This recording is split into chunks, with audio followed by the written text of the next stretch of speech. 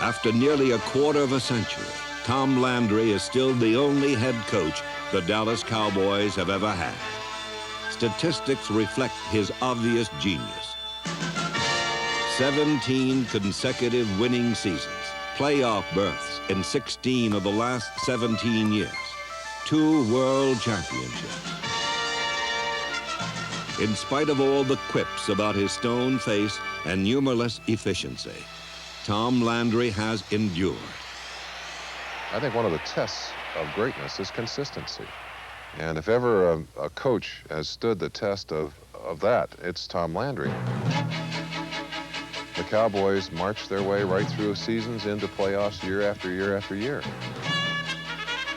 And one of the reasons they do that, in fact, one of the biggest reasons, is because of the coaching prowess of Tom Landry. Landry's link with professional football began in 1949 as a member of the New York Yankees.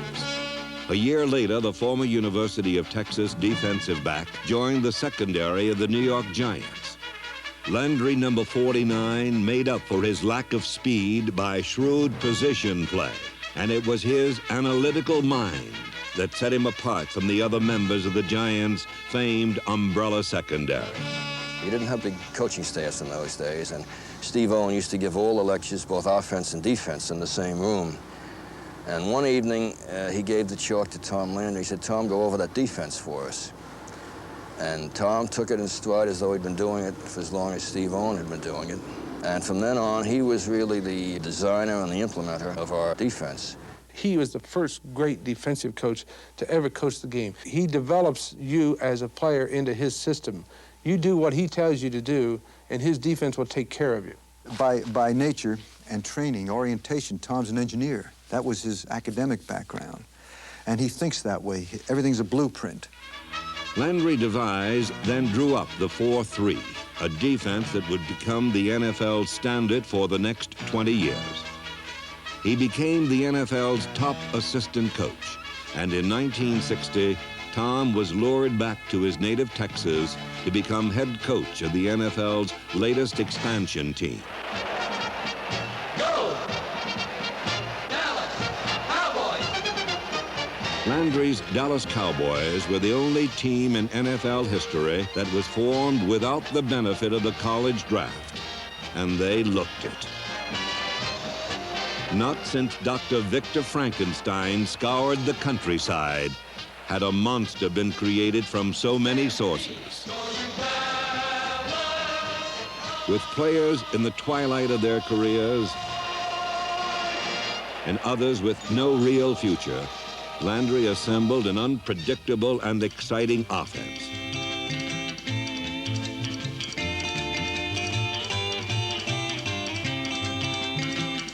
Yet even with one of the league's most explosive attacks, the Cowboys staggered through 5 straight losing seasons.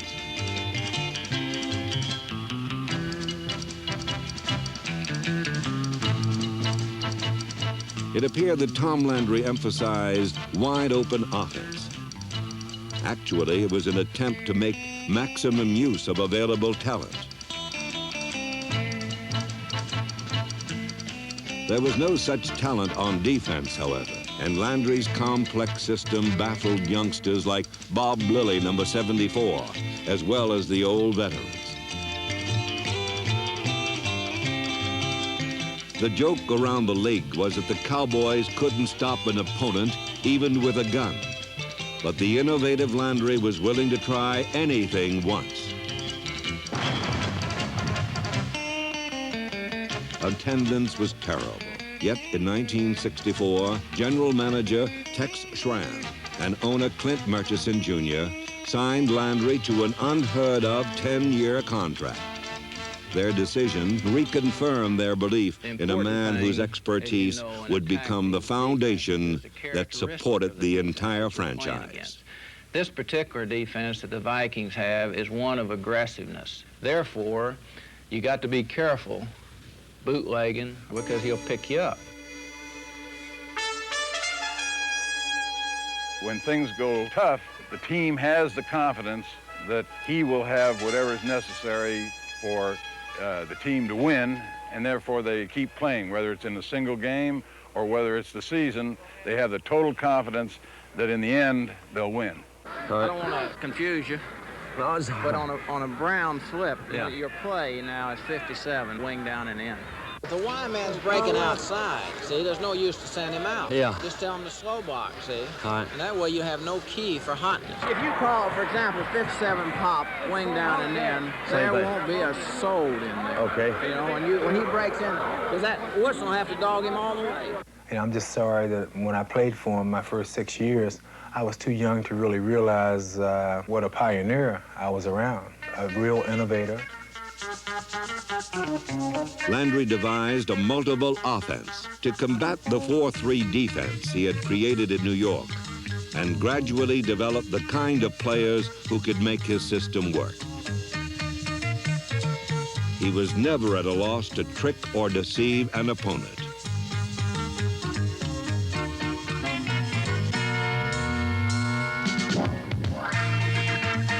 Landry was always a man ahead of his time.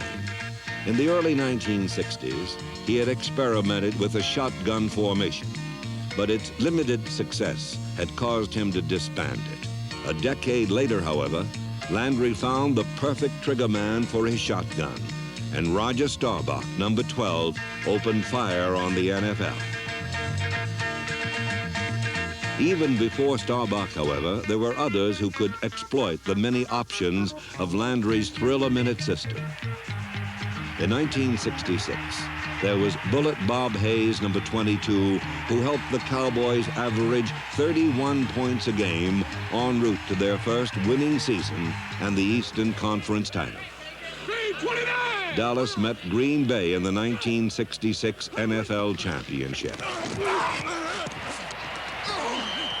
Against Vince Lombardi's Packers, this first blush of success ironically led to frustrating failure.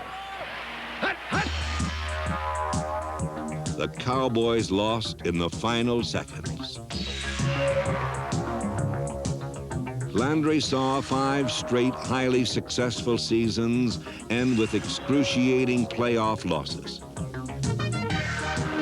Long before the Cowboys became America's team, they were considered America's chokers, next year's champion.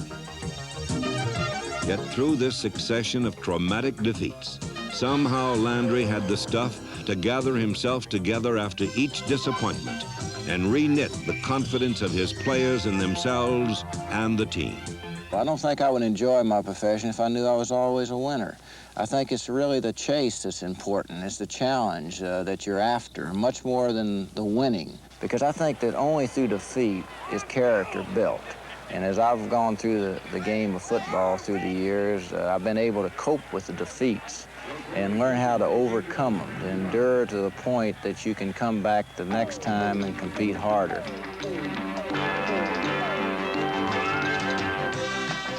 In a sense, the Dallas Cowboys were champions long before they had the trophy to prove it.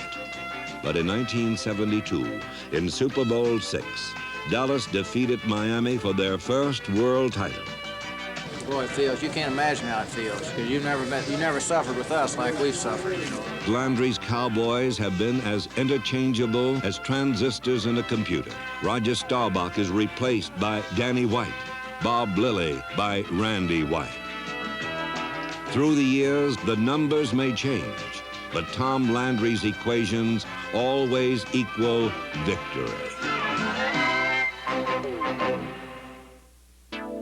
The hole in Texas Stadium is not as big as the hole in any theory that attempts to explain Tom Landry, the most perplexing personality in the National Football League.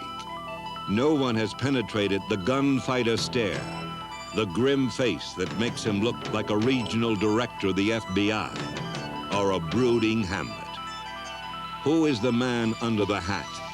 The man who can do more with one look than with 1,000 words.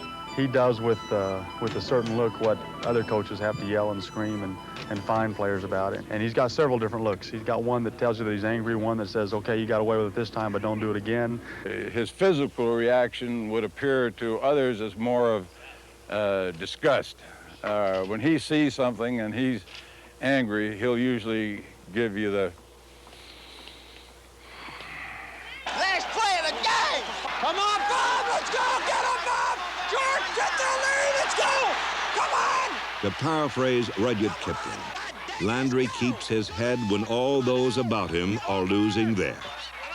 His outward emotions are slight and subtle. His body language, a mere whisper compared to other coaches.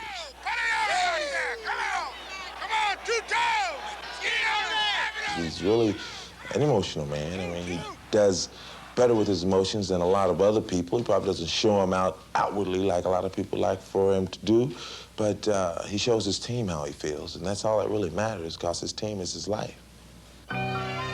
The first time a Cowboy team saw the inner man revealed came in 1966. Dallas lost a crucial game to the Pittsburgh Steelers, and Landry's stoic mask cracked in the locker room. You know, he just came in and his heart just opened up and he cried, and, you know, tears came out, and he got us all in there and he said, fellas, it's not your fault, it's my fault. And he said, I don't know if I'll be with the Cowboys next year. A tremendously emotional experience for all of us, and that was the turning point, I think, of the Dallas Cowboys. From then on, the Cowboys have been in the playoffs all but 1 year. No one ever questioned Landry's ability with X's and O's. What they doubted from the beginning was his understanding of flesh and blood. Honky-tonk quarterback Don Meredith was a free spirit who drove Landry to distraction. The hands that wrote North Dallas 40 belonged to Pete Gent. A golden boy named Lance Rensel had deep-rooted emotional problems. Quarterbacking the Cowboys was a humbling experience for Craig Morton. Number 14 arrived in 1965 as a strong-armed All-American. He left 10 years later with his body intact, but his psyche ravaged, overwhelmed by Tom Landry. Well, in the early years, I think I was intimidated by him because he wanted to make me successful. Nothing I really did was right. And when you come out of an atmosphere when you're in college that everything you do is right at that level, and you're an All-American, then you come from All-American to All-Nothing, and nothing you do is right, it kind of put me back in a little shell a little bit. I don't think I was assertive. I don't think that I was the leader that I was capable of being. He demands discipline. I don't care if you have a Heisman Trophy winner coming off campus into his system, if you have a free agent like myself coming off a college campus into his system, he expects the same out of every player. Critics disagree, saying Landry employs a double standard. He tolerated the antics of a hot dog named Thomas Hollywood Henderson. The player who tested him the most was a mercurial talent named Dwayne Thomas. Drafted number 1 in 1970, Thomas was a loner, but a man most experts conceded was the second coming of Jimmy Brown. Number 33 ridiculed Landry, calling him a plastic man, and openly criticized Cowboy management. Part of the Dallas system of motivation is through fear. And what I mean by fear is that if you don't do your job, well, you're not going to be here. You see? So I understood what the premise was. The premise was what? Performance. So if the premise is performance, well, then the pay should be performance. Thomas created a divisive force among both the players and coaches, but he led them to a world championship in 1971. Did Landry coddle Thomas, or was this a sign that he was mellowing, more aware of an individual's needs? I think that Tom did use a double standard, but I don't think that's a weakness. I think it's a strength, and everybody understood that. Dwayne had some problems that he had to deal with, and Coach Landry was willing to help deal with them. Well, I had very little patience with people who didn't want to be the best, and I was very demanding. I think I've changed through the years. I became a Christian a couple years before I joined the Cowboys as a coach, and this has made a big difference in my life through the years that I've coached football. I'm much more tolerant. I enjoy it much more. I have a greater feeling for players now than I've ever had before, and so I think that makes you coach different and feel different, and I think it's good. I think the biggest misconception the public has about Coach Landry is the fact that he's not a personable man. He tells jokes in the meetings. He's very lively, even though no one laughs at his jokes. One year, some guys, I think it was Bob Bruning and some more guys, I think maybe even Danny White was involved in it, hired a lady to come in and sing Happy Birthday to him with the little Tinkerbell uniform on, and she got Tom to dance with her and stuff in front of the team, and it was real funny. We never thought he'd do it, and he just had a great time. Rarely has this glacier melted. It is a side of Tom Landry only his players have witnessed and shared. Roger Staubach, Landry's most brilliant disciple, led Dallas twice to Super Bowl victories, and when he retired in 1979, gave voice to sentiments long held by Cowboy players. The system was successful before me. It's been successful in the 70s with me, and it'll be successful without me. Of course, the nuts and bolts of the Dallas Cowboys is a